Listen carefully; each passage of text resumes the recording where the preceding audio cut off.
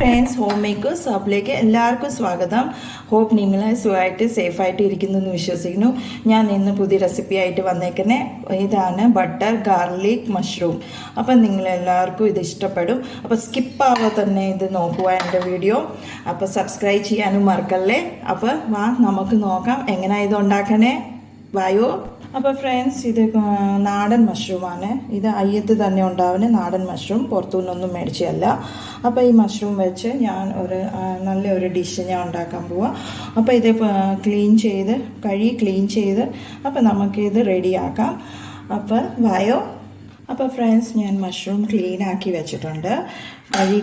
വെച്ചിട്ടുണ്ട്. ഇതിങ്ങനെ നീളത്തിൽ തന്നെ കട്ട് ചെയ്യണം. അപ്പോൾ ഇതിന് വേണ്ടി ഇൻഗ്രീഡിയൻസ് ഒക്കെ എന്തൊക്കെയാണെന്ന് ഞാൻ പറയാം. അധികമൊന്നും വേണ്ട. ബട്ടർ, പിന്നെ ഗാർലിക് കൊച്ചു കൊച്ചായിട്ട്, ഇത് ഒരു 20 എണ്ണം ഞാൻ എടുത്തിട്ടുണ്ട്.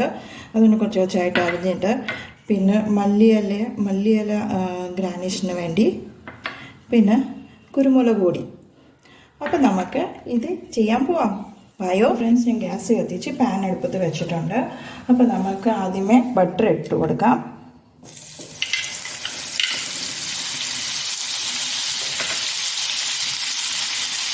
ഇട്ടിട്ട് മെൽറ്റായിട്ട്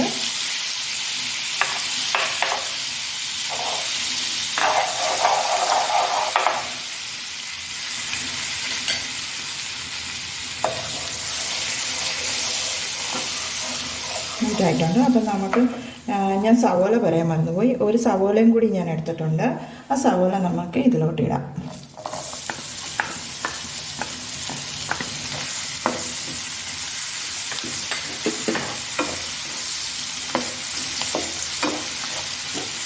ഇതിലോട്ടിട്ട് ഇത് കുറച്ച് വേവായാൽ മതി. ചുമക്കൊന്നും വേണ്ട. ആ ബട്ടറിലോട്ട് ഒന്ന് പിടിക്കണം.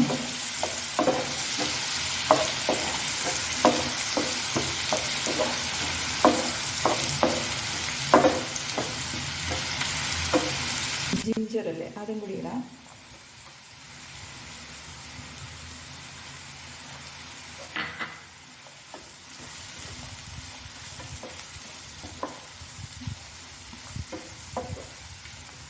ഇട്ടിട്ട് കുറച്ച് ഒരു 3 സ്പൂൺ കുരുമുളക് പൊടി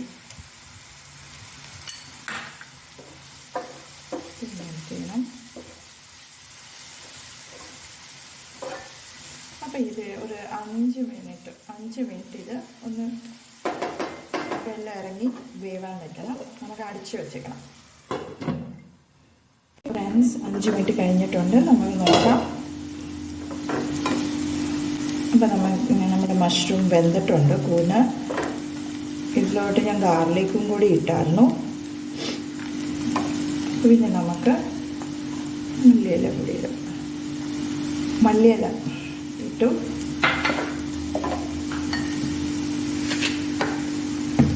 കുറച്ച് ഉപ്പ്, പകുതി ടീസ്പൂൺ ഉപ്പ് ഇട്ട് മിക്സ് ചെയ്തിട്ട് നമ്മുടെ ബട്ടർ ഗാർലിക് മഷ്റൂം റെഡി ആയിട്ടുണ്ട്.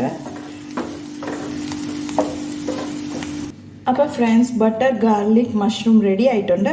അപ്പോൾ ഇതെല്ലാവരും നിങ്ങൾ ട്രൈ ചെയ്ത് നോക്കുക. വീട്ടിൽ വളരെ എളുപ്പമാണ്. നിങ്ങളുടെ വീട്ടിൽ ഉള്ള ഇൻഗ്രീഡിയൻസ് മാത്രം മതി ഇത് ഉണ്ടാക്കാൻ. അപ്പോൾ വേറെ ഒന്നും പുറത്തുനിന്ന് മേടിക്കണ്ട. അപ്പോൾ ഇത് എല്ലാവരും ട്രൈ ചെയ്തിട്ട് ഫീഡ്ബാക്ക് അറിയിക്കുക. അപ്പോൾ അടുത്ത ഒരു പുതിയ റെസിപ്പി ആയിട്ട് ഞാൻ വീണ്ടും വരാം. ടാറ്റാ.